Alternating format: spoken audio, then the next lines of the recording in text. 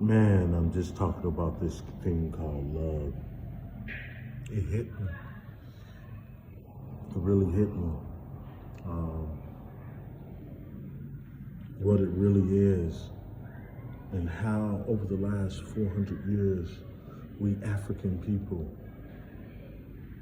how that divine agape love, the love for each other,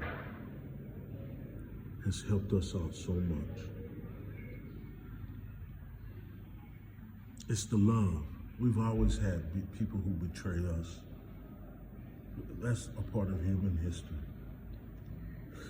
But one thing they cannot do is stop the love. It's the love that stopped the transatlantic slave trade.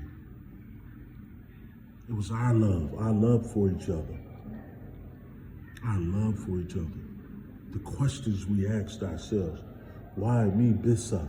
Why me Yoruba? Why me Congo man or woman? Why me Olaf man or woman? Why me? Why did I end up on a slave ship? Why was I separated from my family? Why us? Why was my entire village burned down? We started asking ourselves these questions on those plantations. And it was our backbones, African people, who were Bisa, who were Yoruba, who were Congolese, who were Wolof, Fula.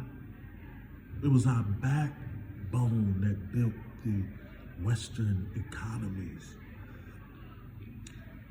And it was our sweat and our love for each other and our belief in God, because the highest form of God is to love yourself and love those who are close to you. How could you love God and not love your brother and your sister, despite all the things they have done to you? We overcame all of that and ended Western slavery. We ended it, put a foot on it. And then we armed ourselves. We got armed and ended the Civil War that permanently ended the slave trade 30 years later. We did that. It was our love and our willing to march to death as soldiers to fight for our freedom. That story hasn't really been told yet. I pray that I can work on that story, the real story of our history. The most unique book I ever read throughout my PhD and as a professor of history was Chancellor Williams' Destruction of the Black Civilization. Let me tell you, I've read thousands and thousands of books. You know, just to do a PhD program, you gotta read about 1,000 books and write about 1,000 pages and then write a dissertation. But it's our love that brought us together in the 1920s, called the Garvey movement. Our love for ourselves, our love for our motherland, Africa. Those in Mississippi, Alabama, Kingston, Grenada, Guyana, Brazil, even those Africans in Australia.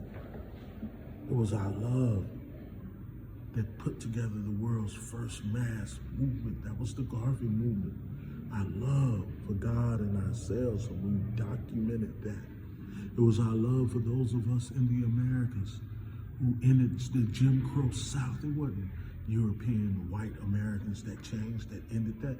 It was we changed. And that forced them to change. There was nothing that they could do once we changed. So what did they do? They said, oh, we got to stop this love. Those organizations they created in the 20s, the Boule, the petty bourgeoisies, those were all designed to stop our love and stop thinking about the collective and for the individual growth and wealth. Think about yourself, black man and woman. Do it for your family. Forget the group. Adopt the European concept of individualism over group collectively. Get out of that divine love you have for yourself that your mama and your grandmama and your daddy and your granddaddy had. that produced you and made you who you are. Because we've come a long way, and we got a long way to go.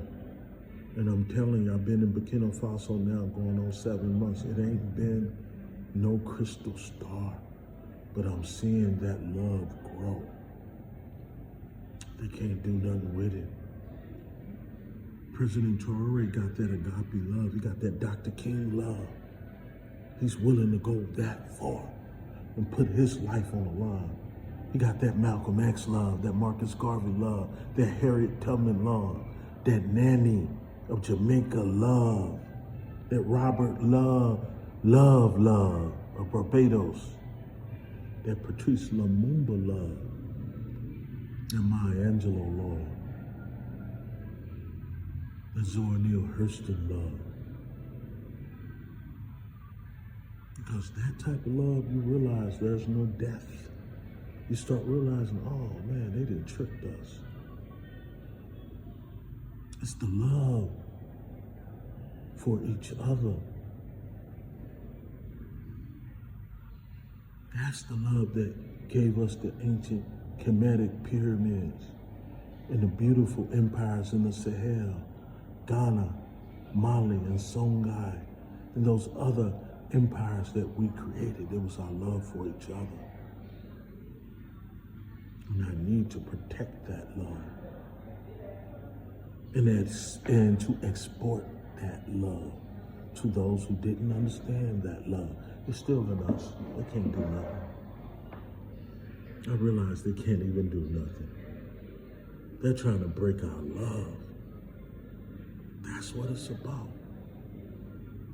It doesn't mean some of us who started off with us are going to be here with us.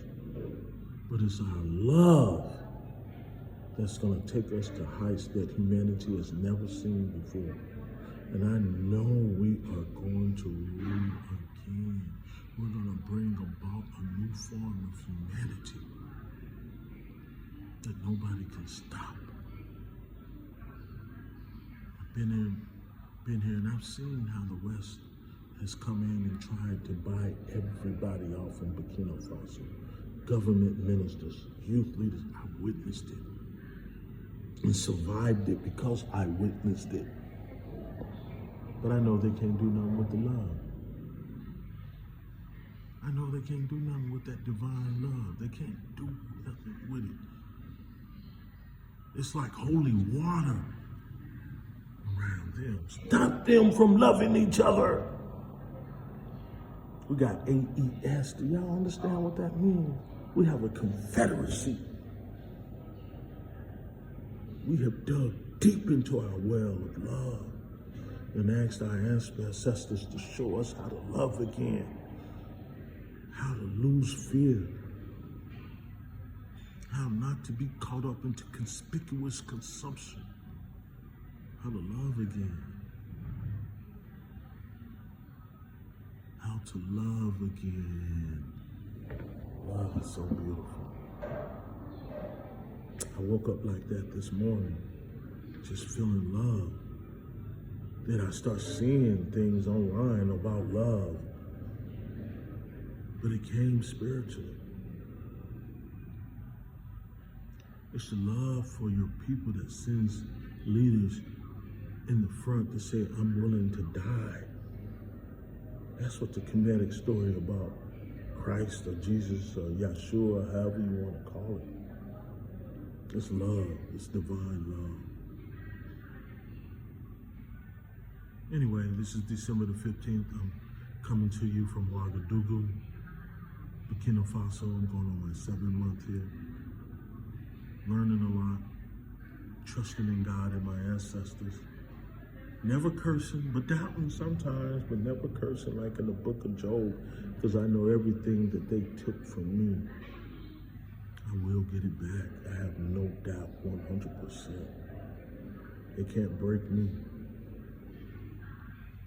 because I know it's our time. I know the universe and all the portals of the universe have said that it is our time as Black people, that it has been too long. Our ancestors are tired of being tired.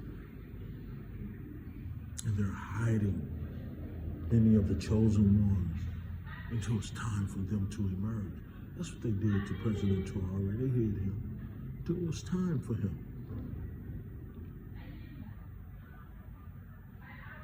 My mother, spiritual mother, been telling me about this love, and I didn't understand it until today. She's been telling me this for a while, and then she told me again a couple of weeks ago. Then another brother told me that it's that love that people have to see.